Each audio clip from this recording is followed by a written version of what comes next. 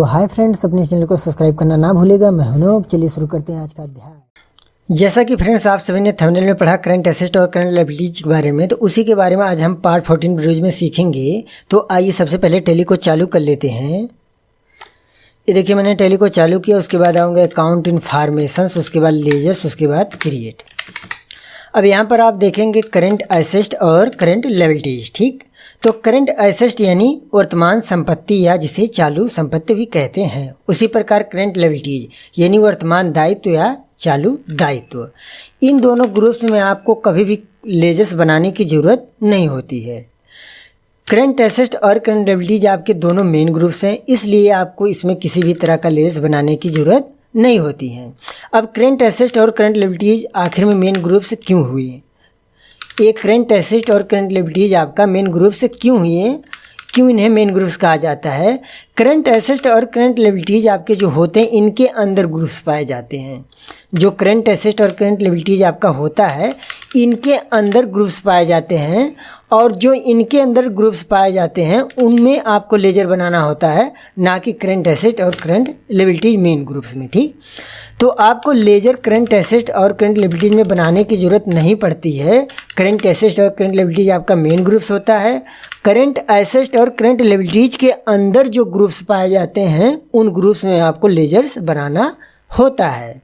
तो current asset और current liabilities में जो है कौन कौन से ग्रुप्स आते हैं, करंट एसेट में, करंट लायबिलिटीज में ऐसे कौन कौन से ग्रुप्स आते हैं, तो आइए हम जो है इनके बारे में जानते हैं। ठीक, फिर भी करंट एसेट और करंट लायबिलिटीज आपका हो सकता है कि कोई जो है लेजर्स जो करंट एसेट और करंट लायबिलिटीज के लिए अंडर में करंट एसेट या करंट लायबिलिटीज को लिया जा सकता है। ठीक, तो आइए हम इनके मेन ग्रुप्स के बारे में जानते हैं। तो आएंगे डिस्प्ले, फिर उसके बाद उसके बाद स्टेटमेंट्स ऑफ अकाउंट्स, उसके बाद आपको आना होगा स्टैटिक्स, फिर उसके बाद आपको आना होगा ग्रुप्स।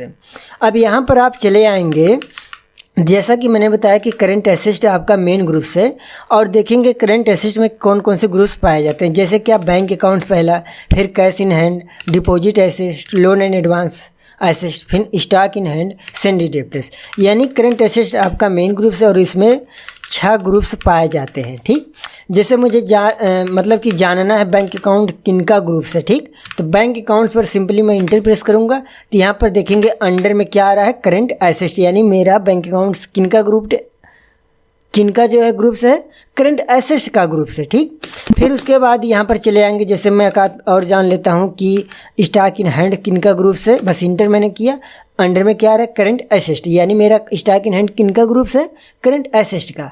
इसी प्रकार आपका देखेंगे यहाँ दिया गया क्या चीज़ है, करंट लायबिलिटीज। करंट लायबिलिटीज में कौन कौन से ग्रुप्स आते हैं, जैसे ड्यूटीज एंड टैक्स है, प्रोविजनस है, फिर उसके बाद सैंडरी क्रेडिटर्स है। ठीक, अगर इसका भी जानना तो बस उसी पर इंटर कर दीजिएगा। तो ये देखिए आपका अंडर में क्या आ रहा है, करंट लायबिलिटीज, यानी ड्यूटीज एंड टैक्सेस किसका जो ग्रुप्स है, करंट लायबिलिटीज का ग्रुप्स है। ठीक, तो जैसा कि मैंने बताया कि इसके ग्रुप्स जो दिए गए हैं, ठीक, तो करंट एसेट या करंट लायबिलिटीज ये दोनों मेन ग्रुप्स में आपको कभी भी लेजर्स बनाने की ज़रूरत नहीं होती है।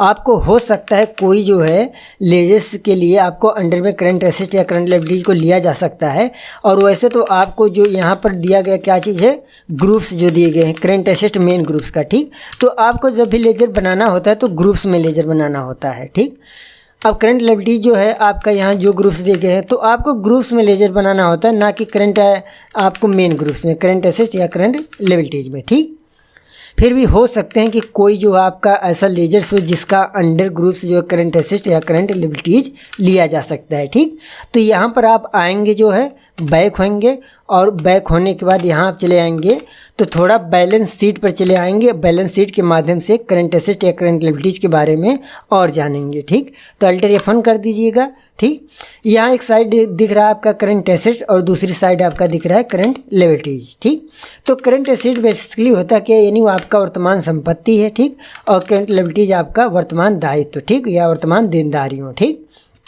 तो करंट एसेट में आपकी ऐसी लिस्ट दिखाई जाती हैं कि आपको मतलब कि जो यहाँ करंट एसेट्स पर आप इंटर करेंगे जो भी अमाउंट आपका दिख रहा है यानी वो अमाउंट आपका है। ठीक, चाहे कैश इन हैंड का हो, आपका सैंडरी, आपका डेप्टर का, बैंक का हो। ठीक, अब जो अमाउंट आपको यानी आपका है तो इसको आपको क्या होता है, लेना होता है। यानी जो करंट एसेट में जो लिस्ट आपको दिखती है यानी उतना पैसा आपको लेना होता है। जैसे अभी क्या है, अभी बैंक में पैसा तो यानी बैंक से पैसा आप ही का है तो आप ले सकते हैं, चाहे जमा कर सकते हैं, आपकी मर्जी, ठीक। कैश इन हैंड में तो आपका ही है, ठीक। उसी प्रकार यहाँ पर डिपॉजिट में दिखा रहा है जो आप ही का पैसा आप जो है ले सकते हैं या जमा किए हुए हैं तो या जमा कर सकते हैं या ले सकते हैं।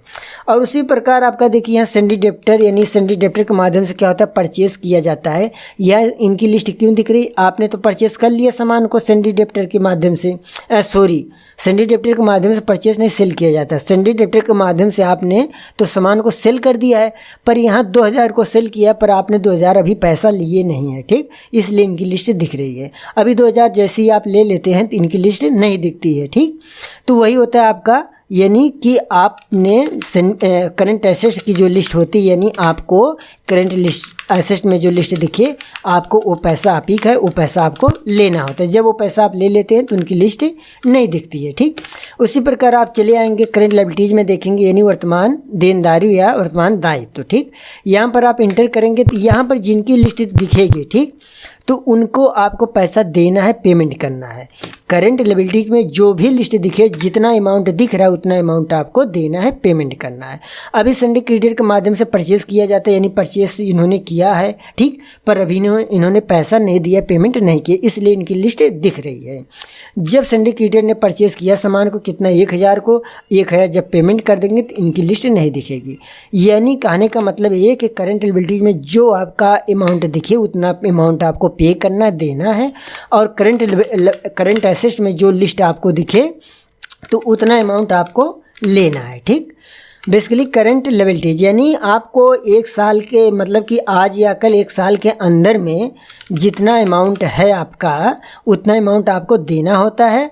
और उसके बाद करंट एसेट में जो होता है, जो अमाउंट आपका है उसको आज या कल में 1 साल के अंदर में उतना अमाउंट लेना होता है। तो बेसिकली करंट एसेट और करंट लायबिलिटीज यही होता है। मुझे उम्मीद है आप लोगों को मेरे समझाए द्वारा करंट एसेट और करंट लायबिलिटीज के बारे में खूब अच्छी तरीके से समझ में आ गया होगा। तो आज के लिए इतना हो, बाकी अगले वीडियो के लिए आपको अगले स्टेप में बताया जाएगा।